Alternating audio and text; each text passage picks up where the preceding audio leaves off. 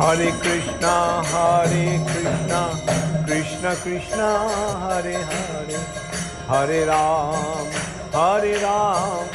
Ram Ram, Hare Hare.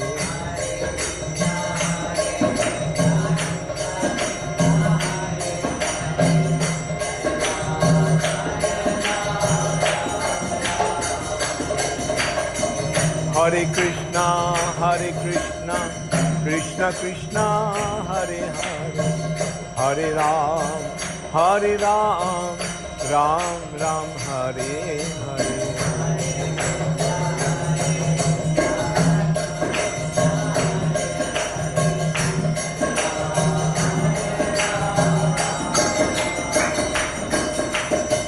Hare Krishna,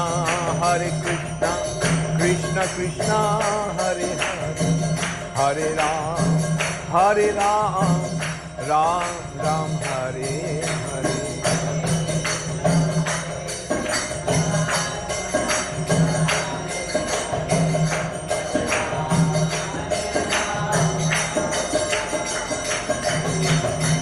Hare Krishna, Krishna Krishna, Hare Hare, Hare Ram, Ram Ram, Hare Hare.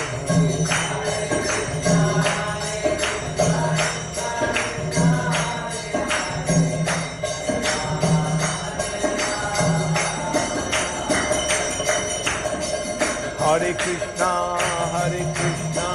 Krishna Krishna, Hare Hare, Hare Ram, Ram Ram, Hare Hare.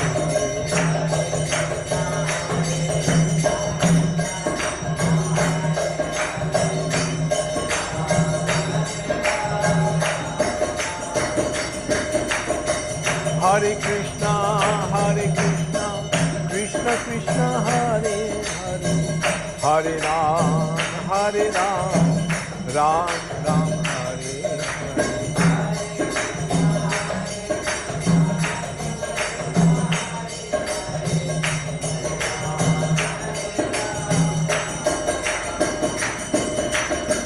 Hare Krishna, Krishna Krishna, Hare Hare, Hare Ram, Ram Ram, Hare Hare.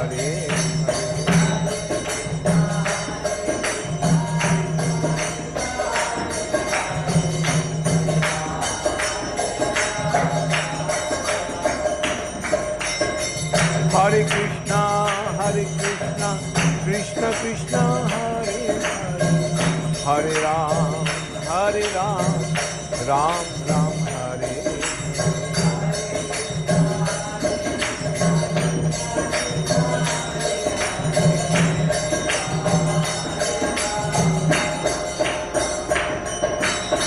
Hare Krishna, Krishna Krishna, Hare Hare, Hare Ram, Ram Ram, Hare Hare.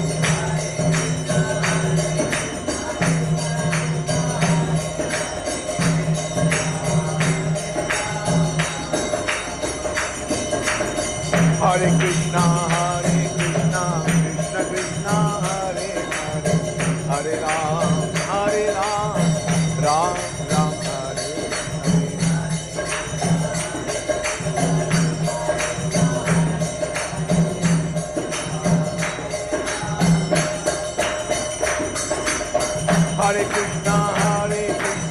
Krishna Krishna, Hare Hare, Hare Ram, Ram Ram, Hare Hare.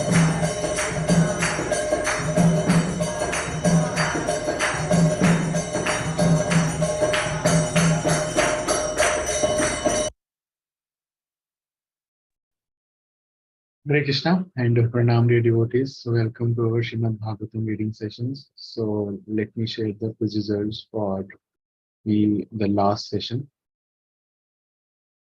So we have shared the quiz link in the chat, and so today, but yeah, two members have attended the quiz. So Pinky Mataji and Tanmay Mataji.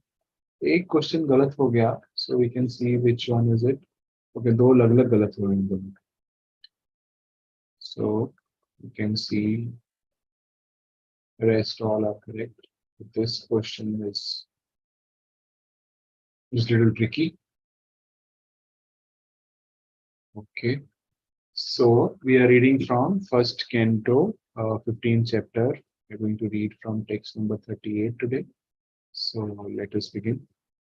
नमो ओम विष्णु पदाय कृष्ण पृष्ठाय भूतले श्रीमते भक्ति वेदांत स्वामिने नामिने नमस्ते सारस्वते देवे गौरवाणी प्रचारिणे निर्विशेष शून्यवादी पाश्चात्य देशतारिणे जय श्री कृष्ण चैतन्य प्रभु नित्यानंद श्री अद्वैत गदाधर श्रीवासादि गौर भक्तवृंद हरे कृष्णा कृष्णा कृष्णा हरे हरे हरे राम राम राम हरे हरे. ओम अज्ञानतिमिरन्धस्य ज्ञानाञ्जनशलाकया चक्षुरुन्मिलितं येन तस्मै श्रीगुरवे नमः. ओम नमो भगवते वासुदेवाय. ओम नमो भगवते वासुदेवाय. ओम नमो भगवते वासुदेवाय. नारायणं नमस्कृत्य नरं चैव नरोत्तमं देवीं सरस्वतीं व्यासं ततो जयमुदीरयेत्.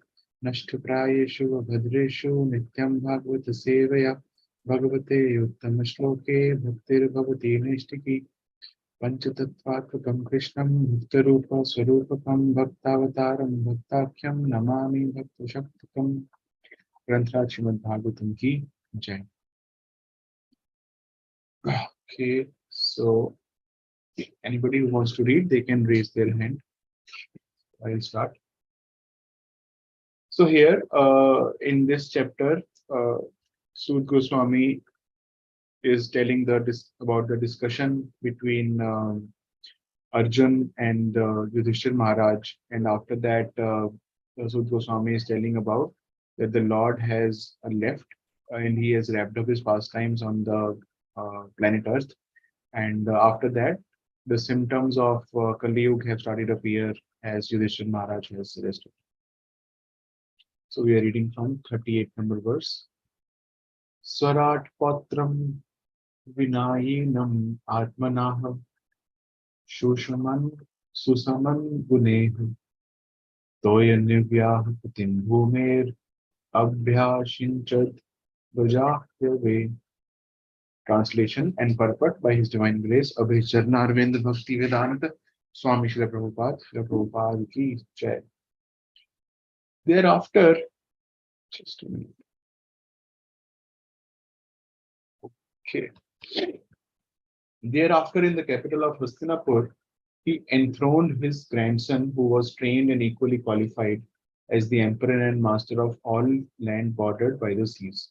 So, after the disappearance of the Lord, the Pandavas and Yudhishthir Maharaj, they decide that they will resign, or they will renounce the kingdom, and then they will go. And Yudhishthir Maharaj, being the responsible king, he enthrones Maharaj Parikshit, because after Yudhishthir Maharaj is Parikshit Maharaj only, who is the rightful heir to the throne, and also the rightful king also, because he's a Krishna conscious devotee, pure devotee. And he enthroned his grandson Parikshit Maharaj on the throne, so that the dharma can prevail, and the whole Bharatvarsh can remain under the rightful king. The total land on the earth bordered by the seas was under the subjugation of the king of Hastinapur. Maharaj Yudhishthir trained his grandson Maharaj Parikshit, who was equally qualified in state administration in terms of the king's obligation to the citizens. Thus Parikshit was enthroned on the seat of Maharaj Yudhishthir prior to his departure back to Godhead. Concerning Maharaj Parikshit, the specific word used, Vinayanam, is significant. Why was the king of Hastinapur, at least till the time of Maharaj Parikshit, accepted as the emperor of the world? The only reason is that the people of the world were happy because of the good administration of the emperor. तो पहले जो भारतवर्ष होता था, that used to be the whole planet Earth, और सिर्फ वो land नहीं जो हम अभी देखते हैं, it was the whole planet Earth which was called as Bharatvarsh. तो जैसे यहाँ पे प्रभुपाद बता रहे हैं that the total land on the earth bordered by the seas was under the subjugation of King of Hastinapur, which was Yudhishthir Maharaj.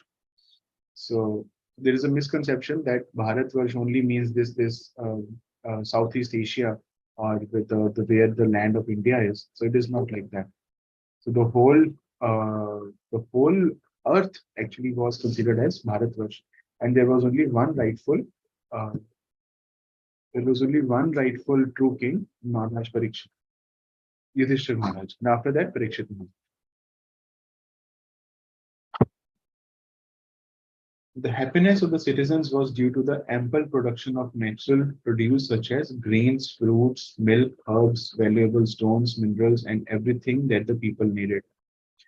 They were even free from all bodily miseries, anxieties of mind, and disturbances caused by natural phenomena and other living beings.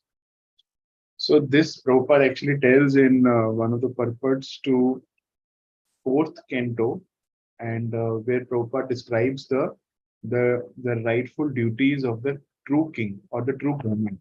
And he says that the duties of the king is that the praja should be free from all these things, of all these bodily miseries, anxieties, and disturbances. That is the duty of a rightful king, of a rightful ruler. And that thing can only be possible if the administration or the ruler is Krishna conscious person, completely Krishna conscious person. And without that, it is not possible. Because everyone was happy in all respects. There was no resentment, although there were sometimes battle between the state kings for political reasons and supremacy.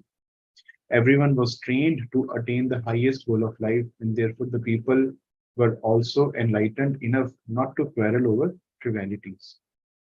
The influence of the age of Kali gradually infiltrated the good qualities of both the kings and the citizens, and therefore a tense situation developed between the ruler and the ruled. But still, even in this age of disparity between the ruler and the ruled, there can be spiritual emolument in God consciousness. That is a special prerogative. So Prabhupada also writes in one such purport, that Krishna consciousness cannot be checked by anything material conditions. So whatever there may be conditions of the world, whatever may be calamity, but whosoever is the ruler and whosoever are the ruled, so there is still a possibility that the whole world can become Krishna conscious if there are the true rightful heirs to who can further the this movement of Krishna consciousness, and that can only be possible if if people follow God consciousness or Krishna consciousness. And once the leaders they become Krishna conscious, then the people they will follow those leaders. So let us read further.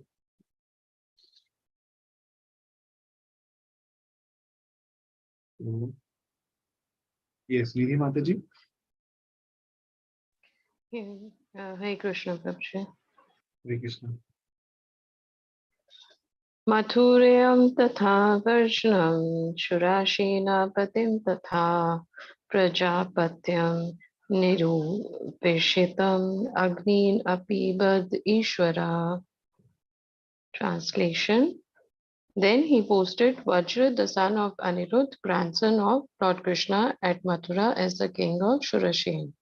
Afterwards, Maharaj Yudhishthir performed a Prajapati sacrifice and placed in himself the fire for quitting household life. Purport. Maharaj Yudhishthir, after placing Maharaj Parikshit on the imperial throne of Hastinapur, and after posting Vajra, the great grandson of Lord Krishna, as the king of Mathura, accepted the renounced order of life. The system of four orders of life and four castes in terms of quality and work, known as Varnashram Dharma, is the beginning of real human life. And Maharaj Yudhishthir, as the protector of this system of human activities, timely retired from active life as sannyasi, handing over the charge of the administration to a trained prince, Maharaj Parikshit. The scientific system of Varnashram Dharma divides the human life into four divisions of occupation and four orders of life. The four orders of life as brahmacharya, grahastha, vanaprastha, and sannyas are to be followed by all irrespective of their occupational division. Modern politicians do not wish to retire from active life even if they are old enough. But Yudhishthir Maharaj, as an ideal king, voluntarily retired from active administration life to prepare himself for the next life. Everyone's life must be so arranged that the last stage of life, say at least the last 15 to 20 years prior to death, can be absolutely devoted to the devotional service of the Lord to attain the highest perfection of life. It is really foolishness to engage oneself all the days of one's life in material enjoyment and fruitive activities. Because as long as the mind remains absorbed in fruitive work for material enjoyment, there is no chance of getting out from conditioned life or material bondage. No one should follow no one should follow the suicidal policy of neglecting one's supreme task of attaining highest perfection of life, namely going back home, back to Godhead. Hmm. So, जैसे here Yudhishthir Maharaj, he has taken the renounced order, which is the sannyas order, and he has renounced the whole kingdom.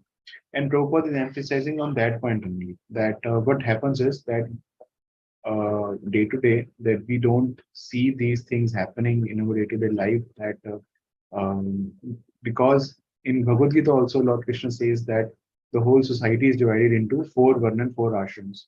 And these four ashrams, these are brahmacharya, grihast, vanprastha, and sannyas. So they are designed as such that the whole life it can be it can be planned according to Krishna consciousness, and at the end of the life, and where you like in what happens in these orders, like in brahmacharya means student life, where you study the scriptures, and you take all the knowledge also, and you become fixed up in in your educations and in your character building. And then there is a choice that okay, then the student can, they can either continue with that order, and they need not marry, or they can also enter the grihastha ashram.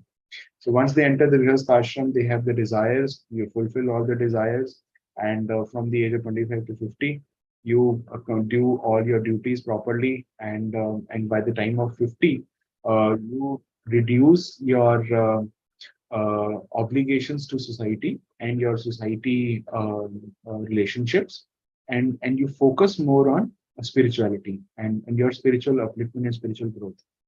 And after that, that is a training period for sannyas. And after the one prayers, then sannyas means that you are completely devoted your body, mind, and words for the service of the Lord. So that at the very last stage, and जैसे प्रभुपाद दिख रहे हैं, at the least 15 to 20 years prior to death, you can be absolutely devoted to devotional service. Because what is the goal of this human form of life is that at the end of our life, we can remember the Lord. And how will that happen? That will only happen if we are trained throughout our life to do that. It will not happen in a way that okay, I do whatever honky ponky I want to do, and at only few days before I get that consciousness that I let me get serious in devotion. So that will not happen. So if we train ourselves throughout the life, only then we will be able to have that ante narayan smriti, antakala chamameva smaran mukta kalevana. So the life is must be arranged in such a way that you can attain to these stages in a systematic order. And but we see that these orders no longer exist because of the prevalence of the Kali Yuga. But by Srila Prabhupada's mercy, we have such an order in ISKCON that that we are able to follow these automatically by following the process of devotional service, the process of bhakti. Wherever we are situated, है ना, चैतन्य महाप्रभु ने भी यही बताया कि स्थाने स्थित, wherever you are situated, you remain situated in that position, that one or that ashram, and you take up Krishna consciousness with full fun,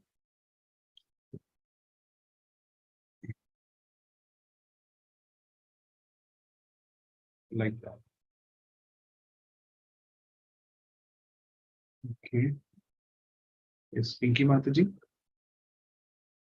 Hare Krishna Prabhuji. Hare Krishna. विसृज्य तत्र तत् सर्वं दुकूलवलयादिकं निर्ममो निरहङ्कार संचिन्नाशेषबन्धन. Translation. Maharaj Yudhishthir at once relinquished all his garments, belt, and ornaments of the royal order and become completely disinterested and unattached to everything. Purport by His Divine Grace A.C. Bhaktivedanta Swami Prabhupada. To become purified of material contamination is the necessary qualification for becoming one of the associates of the Lord. No one can become an associate of the Lord or can go back to Godhead without such purification. Maharaj Yudhishthir, therefore, to become spiritually pure, at once gave up his royal opulence, relinquishing his royal dress and garments. What is this, Prabhuji? Kashaya. The kashaya or saffron lime cloth of a sannyasi indicates freedom from all attractive material garments, and thus he changed his dress accordingly. He became disinterested in his kingdom and family, and thus become free from all material contamination or material designation. People are generally attached to various kinds of designations. The designations of family, society, country, occupation, wealth, position, and many others. As long as one is attached to such designations, he is considered materially impure. The so-called leaders of men in the modern age are attached by national consciousness, but they do not know that such false consciousness is also another designation of the materially conditioned soul. One has to relinquish such designations before one can become eligible to go back to Godhead.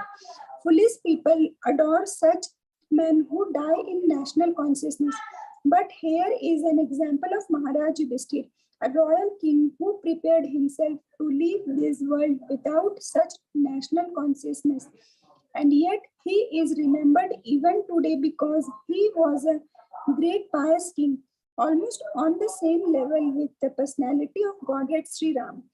And because people of the world were dominated by such pious kings, they were happy in all respects, and it was quite possible for such great emperors to rule the world. Krishna. So, say like Prabhupada is emphasizing on giving up our so-called designations. So when we come to this material world, we become wrapped up in our false ego. That conditioning is there, and because of that, we take up so many designations, which are temporary and also which are also not required. That is why these are also called anarthas. And like for example, uh, like Prabhupada talks about these designations like family, society, country, occupation, wealth, position, and many others. And it is there in NOD also, है ना, सर्वोपाधि विनिर्मुक्तम तत्परत्वेन निर्मलम, कि जितनी भी उपाधियां हैं, जो designations हैं, विनिर्मुक्तम, है ना, तत्परत्वेन निर्मलम, then you become nirmal. So that means, so renouncing all those designations, the only designation that we can have is Das Dasanu Das, or we are the servant of the Lords. जैसे चैतन्य महाप्रभु ने बताया है ना, गोपी भर्तु पद कमलो दास दासानु दास. और जैसे चैतन्य महाप्रभु ने और भी बताया कि जीवेर स्वरूप है नित्य कृष्ण दास. So that is our eternal designation, that we are eternally the servants of the Lord. And rest, everything that we take up, these are all temporary material designations. So we have to get rid of these designations and work in such a consciousness that we can serve the Lord. Or you say a Prabhupada example, they're a national consciousness. So uh, even that feeling of nationality and all such things, that I am an Indian, you are American, somebody else, somebody is white, somebody is black, somebody is rich, somebody is poor. These are all designations based on the body. But our process is not on the basis of body. Our process is on the basis of soul. So those designations are to be renounced. So this is what Yudhishthir Maharaj is doing. Although he is anyway renounced because of these designations, because a pure devotee does not become contaminated through all these. But they are still doing it for showcasing it to the general people also, and that uh, this is the example to be followed.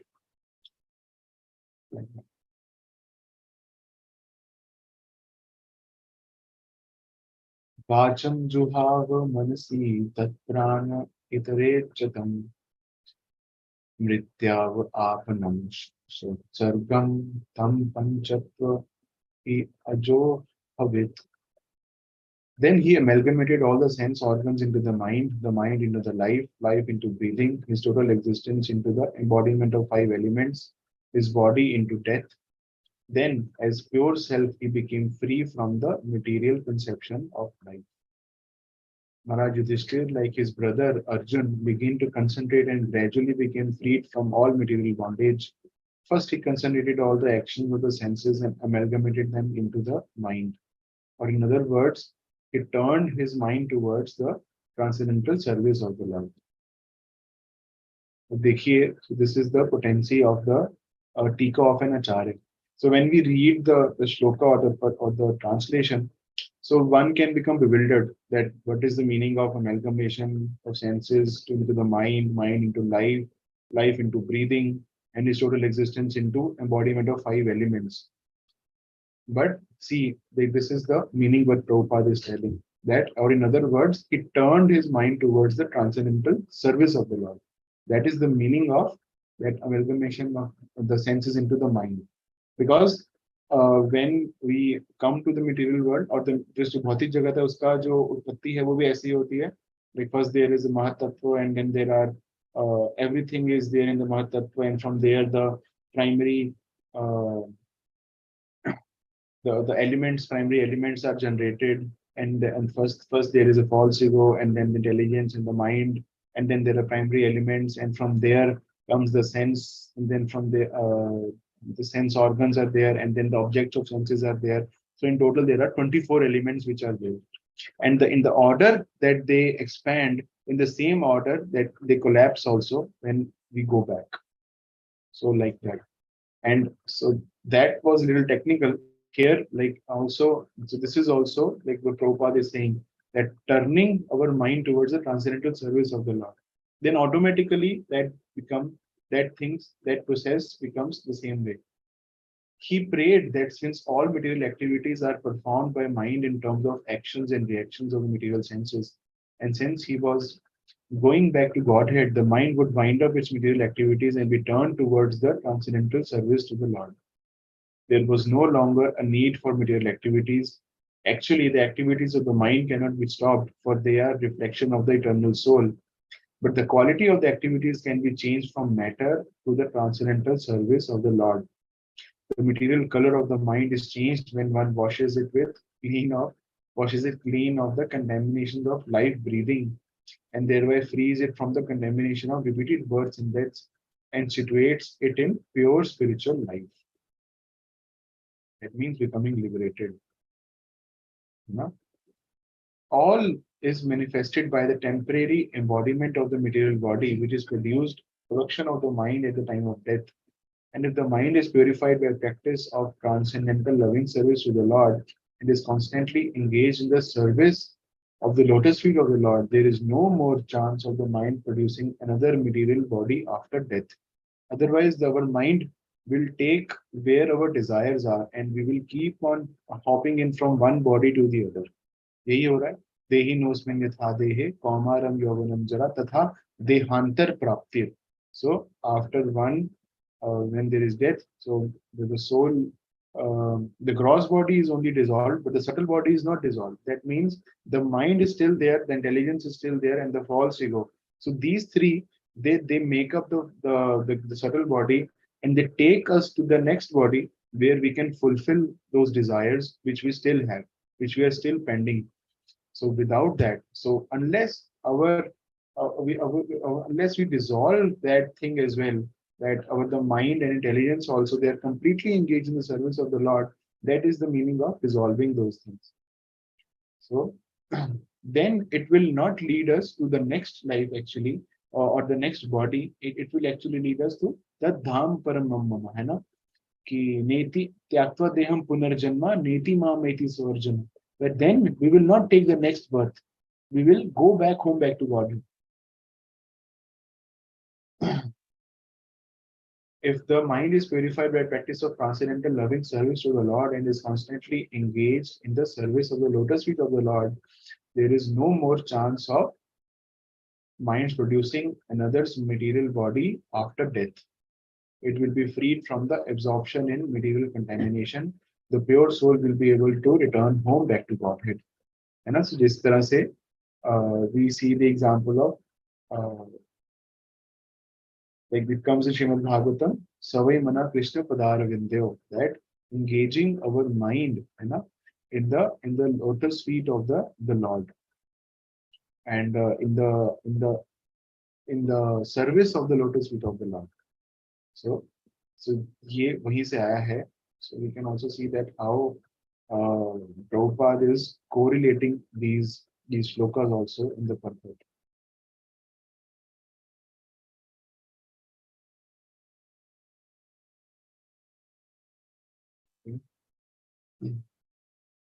Ritve hutva च panchatvam tacchektave juhonmani sarvam atmani ajo bhavet brahmani atmanam avyaye. Thus annihilating the gross body of five elements into the three qualitative modes of material nature, he merged them in one essence and then absorbed the essence in the self Brahman, which is inexhaustible in all circumstances.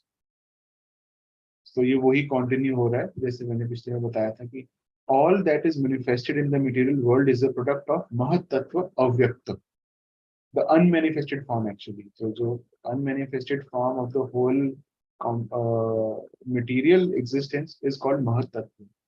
And things that are visible in our material vision are nothing but combinations and permutations of such variegated material products. But the living entity is different from such material products. It is due to the living entity's forgetfulness of his eternal nature as the eternal servitor of the Lord, and his false conception of being a so-called Lord of the material nature, that he is obliged to enter into the existence of the false sense environment. Thus, a concomitant generation of material energies is the principal cause of the mind being materially affected. Thus, the gross body of the five elements is produced.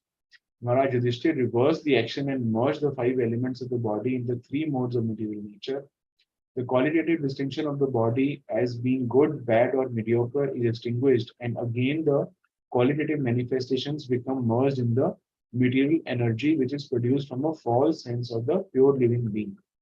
Actually, when the living being comes in contact with the material nature, it automatically takes up one of the three modes, right? The three modes हैं सतोगुण, रजोगुण, and tamogun. As soon as the living entity comes in contact with the material nature, it comes into the modes. And coming out of those modes is meaning like that. So then the five elements they get merged into the material modes of nature. That means getting liberation from the modes of material nature. When one is thus inclined to become an associate of the Supreme Lord, the personality of Godhead is one of the innumerable planets of the spiritual sky, especially in Golok Vrindavan.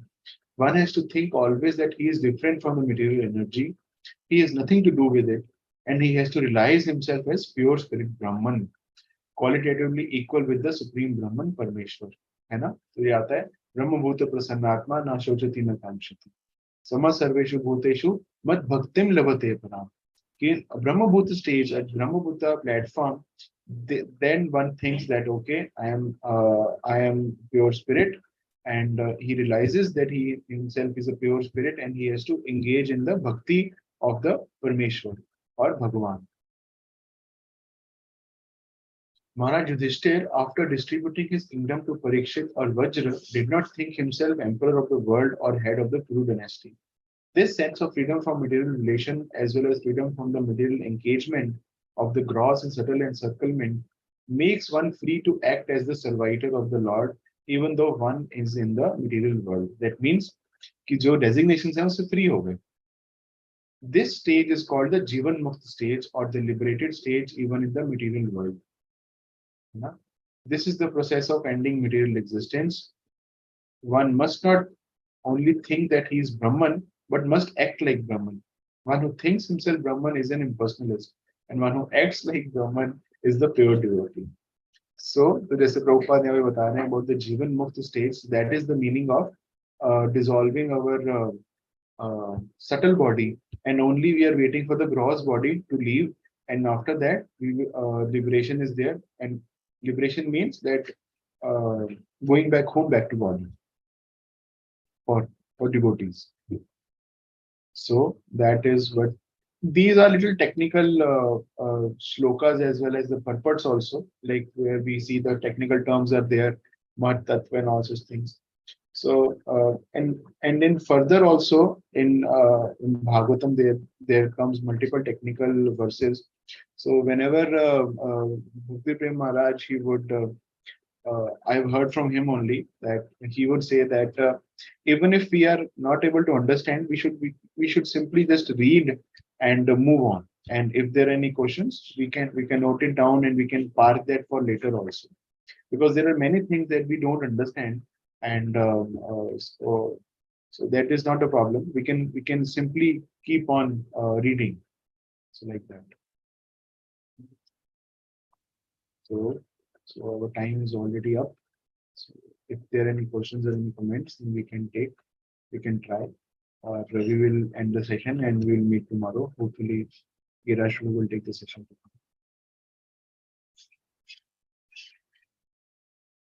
Okay. So we'll end the session. Namo Om Vishnu Padaya Krishna Prishthaya Bhutale Srimate Bhakti Vedanta Swamini Namine Namaste Saraswate Deve Gauravani Pracharine Nirvishesha Shunyavadi Paschatya Deshatarine Vancha Kalpatarubhyascha Kripa Sindhubhya Vacha Patitanam Pavadibhyo Vaishnavibhyo Namo Namah Shri Prabhupada Ki Jai. Hare Krishna. Shri Mantra Srimad Bhagavatam Ki Jai.